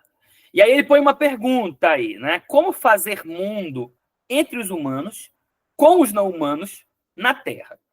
Como construir um navio mundo diante da tempestade? Tais são as questões que guiam a ecologia do mundo. Consequentemente, tais são as questões que guiam a nossa filosofia ambiental. Por isso, agora a gente ruma para a busca de como fazer essa praxis, né? Como fazer este cuidado ético e amoroso com os mundos, né? A palavra mundo aqui, ela tem um significado muito importante. Por quê? Porque ainda não definimos o que é mundo. Nós vamos ter outros encontros para isso. Então, mundo ainda permanece um conceito meio confuso. O que é mundo? É isso onde nós vivemos? É a Terra? Não é a Terra? Né? Basta a gente dizer assim, mundo, depois a gente vai aprofundar. É este complexo de sentido no qual existimos. Tá? Então, a Terra não é o mundo, mas o mundo só é possível porque há a Terra. Tá? Beleza? Neste sentido, o mundo ele só existe nas relações que travamos. De novo, ele é um complexo de sentido, ele é um complexo de semioses. A gente vai falar melhor disso quando a gente falar da Hannah Arendt e depois do Heidegger, tá? A construção do mundo. Tem uma tese, só para vocês ficarem com a pulga na orelha, né? Tem uma tese do Heidegger extremamente perigosa que diz: O humano é criador de mundo, o animal é pobre de mundo e a pedra é sem mundo, né? É uma tese absolutamente antropocêntrica, tá? Onde ele diz que mundo é o que nós, seres humanos, criamos. Os animais vivem no mundo que nós criamos, mas o mundo deles é muito pobre. Eles não são capazes de criar mundo. E a pedra não tem mundo nenhum. A pedra está na terra e pronto, acabou. Né? Veja, isso é absolutamente antropocêntrico. Não é esta noção de mundo que a gente utiliza na filosofia ambiental. Mundo é um complexo de sentidos, mas é um complexo de sentidos partilhado por todos os seres. Então, a pedra cria mundo da mesma forma que nós, humanos, criamos mundo. A gente vai ver isso melhor nos próximos encontros. O encontro 12, inclusive, é sobre isso. Chama-se Urbanismo e Arquitetura, o encontro. A gente vai falar exatamente disso, tá? Então, a gente tem que ter um pouco de paciência. Mas existe um percurso filosófico, né? Até onde a gente vai chegar. Mas fiquem com essas ideias na cabeça. Vamos falar agora do habitat colonial, tá bom? Bom, a tempestade ecológica em curso revela danos e problemas associados a certas maneiras de habitar a Terra, próprias da modernidade. Tá? Voltar ao início do processo de colonização é compreender a marca inicial da dupla fratura. Tá? Então, o problema ambiental é fruto do modo como habitamos o planeta, consumindo, explorando, né, destruindo, depredando, né? E por isso o troco, como a gente já falou em outros cursos, te daria então pela interação. Deixa eu abrir aqui a conversa, tá? Para ver a pergunta que foi feita. Deixa eu abrir o chat. Começou a quando estava na outra página, eu não vi. Aí eu vi aqui agora. Depois eu vou ler esse negócio que vocês escreverem antes. A ideia de mundo se daria então pela interação dos seres com o meio. Sim, sim, é o modo com o meio não, porque o meio, veja, o meio também é um ser, né? Então, o mundo, para nós, na filosofia ambiental, é a interação entre todos os entes. Não existe o meio. O meio, ou o ambiente, ele é a interação dos seres, né? Porque quando a gente diz interação dos seres com o meio, a gente já propõe algo fora, né? Separado. E não existe esse algo separado, né? As rochas, ao se transformarem em areia, elas são o próprio ambiente, né? O que existe é uma mudança na própria estrutura da qualidade dela, na própria qualidade dela, né? De sólido para areia, que também é sólido, mas é pedaços menores, por exemplo, né? A água que sai do gasoso para o líquido, para o sólido, e por aí vai, né? Pode-se considerar, então, que existem vários mundos. Sim, sim, por isso que nós falamos de cuidado ético e amoroso com os mundos, e não com o mundo, né? Porque cada pessoa, cada ser, cada povo vive num complexo de sentidos. Então, o que existem são mundos. Por isso que o Ailton Krenak e o Antônio Bispo propõem o encontro entre mundos, a confluência de mundos. As alianças afetivas são alianças de afeto entre mundos, né? E isso, a partir das diversas subjetividades. É exatamente isso, gente. Mas a gente vai aprofundar isso em outros encontros, mas que bom que vocês estão pegando o fio da meada, tá? Vamos lá, vamos seguir aqui. Então, voltar ao início da colonização para compreender onde surge essa dupla fratura, tá bom?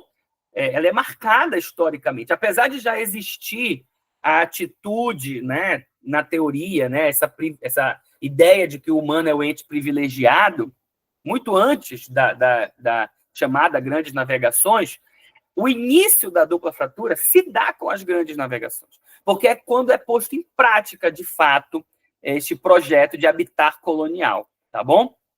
Veja, aí ele vai dizer, para falar da expressão de habitar, tá? E aí ele vai traçar a crítica ao Heidegger, porque para o Heidegger, o habitar é o modo primordial de existência do ser humano no mundo.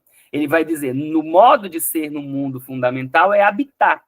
Nós construímos, nos relacionamos, criamos mundo porque podemos habitar. Para ele, habitar é cuidar, é salvaguardar a Terra e relacionar-se numa quadratura. A gente vai ver isso melhor lá para frente. Relacionar-se com terra, céu, deuses imortais. Tá? Isso vai aparecer no encontro 8, eu acho, ou 9 nosso. Tá? Aí o Marco Ferdinand vai dizer, ora, essa noção de habitar, ela é belíssima, a noção do Heidegger, mas ela é uma noção que só serve para a Europa. Só serve para o europeu caminhando nas florestas europeias, protegidas. Porque na colônia isso não existe, né? Não existe essa vida serena, em paz. O que existe é guerra, é violência, é morte na colônia. E aí ele começa a buscar vários documentos, né, da época que foram mantidos, né, que sobreviveram à época, aonde o termo habitar vai se referir especificamente ao europeu. Veja só, as terras habituadas, né, ou habitadas, são as terras na qual já estão montadas as plantações de cana e tabaco. Aonde não tem plantação de cana e tabaco, não é terra habitada ou habituada, né? Não é terra habitada, é terra vazia, é terra de ninguém. Não interessa se tem outras plantações lá, árvores diversas, uma diversidade de fauna e flora, se tem pessoas vivendo ali em aldeias, isso não interessa, não são terras habitadas. A gente pode dizimá-la, desertificá-la e botar a nossa plantação de cana e tabaco, porque isso é terra habitada. Consequentemente, as habitações são as casas dos colonizadores. Ali é a habitação. Na habitação, eu tenho a casa, eu tenho o engenho, eu tenho aonde dormem os escravos, viram só? Então, tudo isso é a habitação, mas a habitação mesmo é esse conjunto, essa casa, tá? E os ocupantes da casa é que são habitantes. Os escravos não são habitantes, eles servem aos habitantes, tá? Vejam, e aí ele encontra essa demarcação entre a fronteira, entre os que habitam e os que não habitam. Os humanos e os não humanos. O Achille Mbembe, a gente vai falar do Achille Mbembe no encontro, tá? Sobre a necropolítica. É o camaronês, filósofo camaronês, que cunha o termo necropolítica. Ele vai dizer, aqui surge, de fato, a política da necropolítica, né? A política de morte. Aqueles que podem morrer e aqueles que precisam viver. Então, os habitantes precisam viver. Aqueles que não habitam nem são humanos, então, se eles morrem ou não, é indiferente. Tá? Então, surge aqui, tá bom? E aí a crítica Heidegger que eu falei para vocês. Ó, habitar que pressupõe um humano só, imóvel em seu habitar, como modalidade insuperável de seu ser. Esse habitat é o habitat europeu.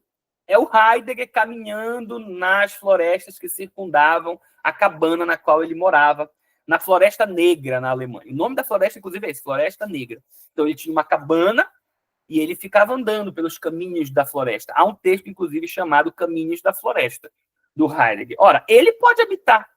Por quê? Porque ele não corre o risco de ninguém invadir a casa dele, destruir, matar, queimar.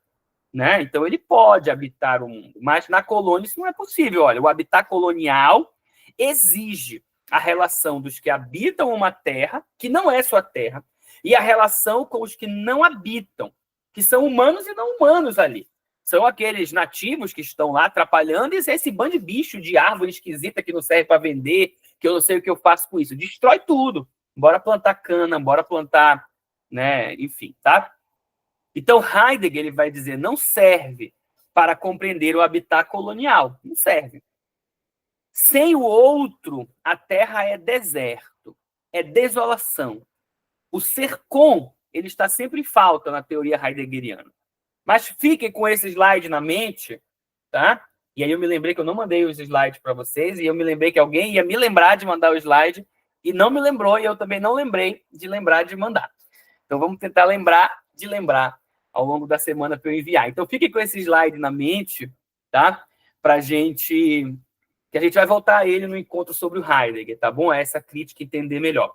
Vejam, essa palavra deserto e desolação é um conceito muito importante, né? Por quê? Porque o mundo, ele ruma para a desertificação. A desertificação, ela é tanto essa ideia de destruição ambiental, quanto de destruição das relações, né? No deserto, você não encontra ninguém, né? Você está só, desolado no deserto, né? A nossa sociedade é uma sociedade desoladora. Por quê? Porque a gente só encontra a si mesmo. Porque a gente só olha para si mesmo. A gente é ensinado a ser, né? narcísicos, né? Egoístas, e por aí vai. O nosso último encontro do curso, a gente vai falar de 2 textos do Byung-Chul Han, o sul-coreano, exatamente sobre isso, né? E essa busca, novamente, da comunidade, da vida em comunhão, tá? Bom, olha só quais são os princípios do habitat colonial para ele. Bom, tem o princípio geográfico, tá? O habitat é o quê? No princípio geográfico, um espaço designado com começo e fim, demarcado. E 2, subordinado a outro, a metrópole. Então, o habitat colonial geográfico é isso, ele é um espaço delimitado, ele é aqui no mapa. Lembra do Tratado das Tordesilhas?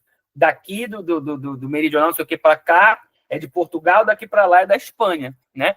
E subordinado à metrópole. Há uma exploração das terras e da natureza, manutenção da vida das pessoas e retirada de matéria-prima, explorando intensivamente a natureza e os não humanos.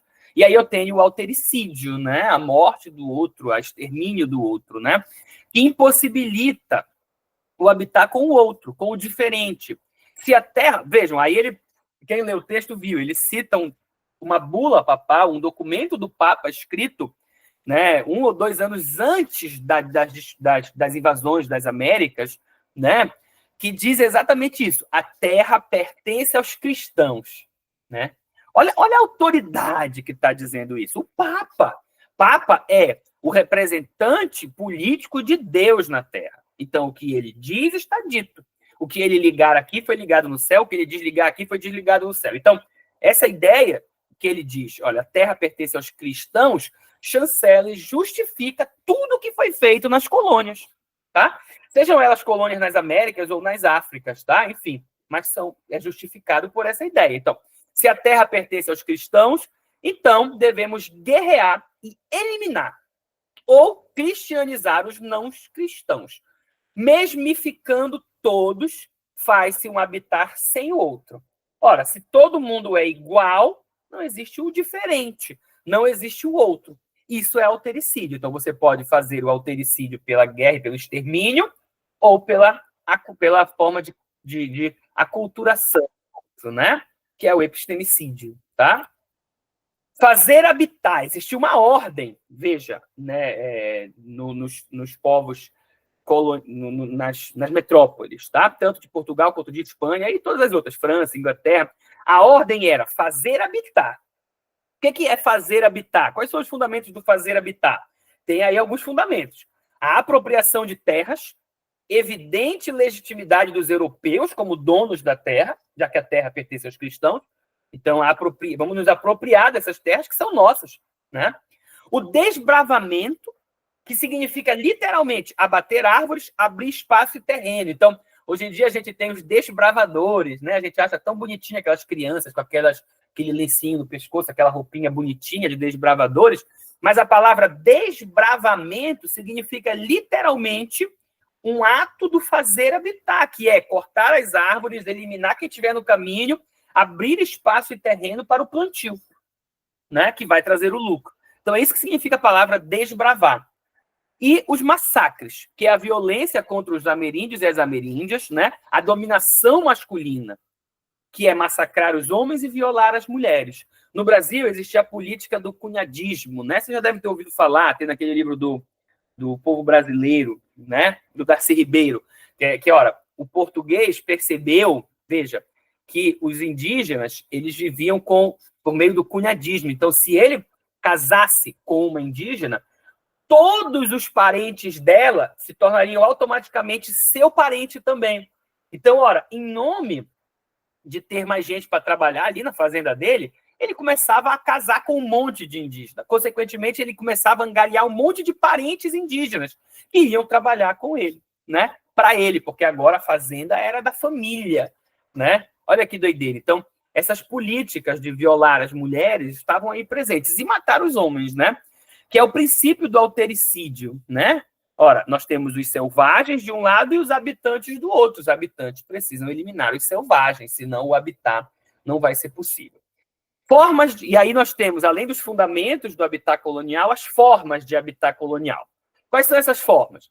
Fazer habitat como fabricação de um modo, fabricação de um mundo, fabricar mesmo um mundo.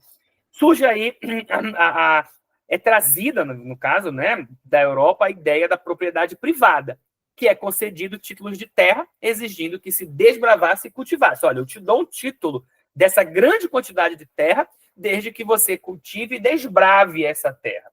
Ou seja, faça as plantações, elimine todo mundo, né? As chamadas plantations. As plantations seriam o conjunto que inclui o campo cultivado, as oficinas e os engenhos, e a casa grande e as senzalas. Tudo isso é a plantation, que a gente vai ouvir falar bastante quando a gente leu aqui em Bembe. Né? A plantation é esse grupo, né? Que inclui as terras das plantações, as oficinas e os engenhos, onde são trabalhados esses produtos, no caso, transforma-se a cana em açúcar, assim por diante, e a casa grande e senzala.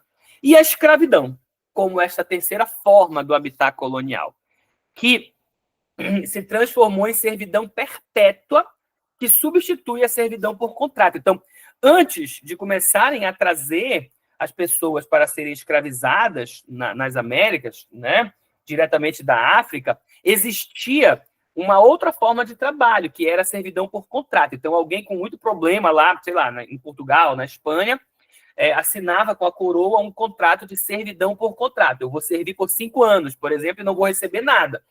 Depois que completar o meu serviço, eu volto para a Espanha e aí eu vou receber um montante de dinheiro ou vou ser perdoado dos meus crimes e coisas assim.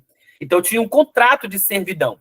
Veja, a servidão por contrato trazia um problema para o habitat colonial, porque aquele servo por contrato é um cidadão espanhol ou um cidadão português. Eu não posso tratá-lo mal, eu não posso deixá-lo morrer, eu tenho que cuidar dele, né? Então, isso começou a ser ruim para os negócios, né? Então, muito mais fácil é a servidão perpétua da escravidão, porque se o escravo morre, se a pessoa escravizada morre, eu trago outra, eu substituo facilmente, né? Ora, eu quero que esse meu moinho fique trabalhando 24 horas por dia. Eu boto a pessoa escravizada para rodar aquele moinho. Quando ela morre, tira o corpo e bota outro para rodar, e o moinho não para nunca de rodar, né? Então, isso é melhor para a produção. Bom, tudo isso, a servidão perpétua ou a servidão anterior por contrato, serviam ao desbravamento e às plantations, para cumprir suas metas. O habitante é o senhor e a pessoa escravizada não habitava, como a gente já falou. E aí eu botei uma foto da própria relação que ele faz no livro. Ó, você tem os princípios, os fundamentos e as formas do habitat colonial, tá? E aí ele diz como que eram esses princípios, esses fundamentos e estas formas nas relações com a terra, nas relações com os não humanos e nas relações com os outros humanos, tá? Então, a relação com a terra entendida como a natureza mineral, né? Podemos dizer assim. A relação com a vida animal e vegetal, tá? E a relação com as outras pessoas, os outros humanos. O princípio do colonialismo, do habitat colonial com relação à terra, é a dependência geográfica e ontológica, tá? O fundamento desta relação com a terra é a usurpação da terra. E a forma é por meio da propriedade privada. Eu assino um documento, essa terra é minha. Aí eu chego lá e diz, olha, com a tribo, diz, essa terra é nossa. Não, mas a gente está aqui há mais tempo. Mas, olha, eu tenho um documento que diz que essa terra é minha. Vocês não têm nenhum documento, então vocês não são donos da terra. Nós é que somos, tá? E aí, com relação aos não humanos, que são os animais e os vegetais, o princípio é a exploração dos animais e dos vegetais. Corta o pau-brasil, corta não sei o quê, né? O fundamento é o desbravamento e o desmatamento, e a forma é a plantation, tá? É onde eu vou plantar a cana, tirar a cana, moer, gerar, transformar em açúcar, transformar em álcool e assim por diante. E, com relação aos outros humanos, o princípio é o autericídio. Eu elimino o diverso para que todo mundo seja um só. Então, não existe um outro, tá? O fundamento é o massacre de ameríndios e dominação das mulheres, e a forma é a subjugação e a escravidão, tá? Bom, com seus princípios, seus fundamentos e suas formas, o habitat colonial reúne os processos políticos e ecológicos da colonização europeia. A escravidão de homens e mulheres, a exploração da natureza, a conquista das terras e dos povos autóctones, por um lado, e os desmatamentos, a exploração de recursos minerais e dos solos, por outro, não formam duas realidades distintas. Essa é a que ele está falando da dupla fratura, ser, na verdade, um único problema, né? Então, a exploração que começa ali na colonização, que gera todo o racismo, o machismo da nossa sociedade, e a exploração da natureza, que gera os problemas ambientais de hoje, são o mesmo problema colonial. Essa é a tese dele. Então, não constitui elementos diversos, não são formas distintas. Sim, constituem elementos de um mesmo projeto colonial. A colonização europeia nas Américas é apenas o outro nome para a imposição de uma maneira singular, violenta e destruidora de habitar a Terra. E isso se espalha por toda a Terra. Como a gente viu há pouco no texto da Dana Haraway, né? É exatamente esse modo de habitar colonial que vai fazer a ciência na contemporaneidade, né? Justificando e mantendo essas estruturas de dominação. Por isso se espalha por toda a Terra. Tá? Ao lado da urgência ambiental, de uma limitação do aquecimento global e do fim das destruições dos ecossistemas da Terra, que é uma urgência inegável, coloco outras urgências iguais. Quais são? De uma redistribuição mundial das riquezas e de uma justiça social. Da tarefa decolonial de reconhecer um lugar digno no mundo para os povos originários, para os ex-colonizados e para as pessoas racializadas. E de uma igual consideração social e política das mulheres, particularmente das mulheres racializadas das ex-colônias europeias. Sim, ele diz, a ecologia é, acima de tudo, uma questão de justiça. E a crise ecológica é uma crise de justiça, né? E aí ele encerra o livro dele com essas reflexões, tá? Vejam, tem uma crítica ao ecologismo e ao ambientalismo aqui, feito separado das lutas feministas, racistas e tudo mais. O ambientalismo dividiu pacientemente os corpos, as naturezas, a terra e o mundo, inventando uma terra virginal despovoada, um paraíso sem mundo, olha só. Um jardim, um lago e uma floresta encontrados unicamente por meio do pensamento de homens brancos ocidentais.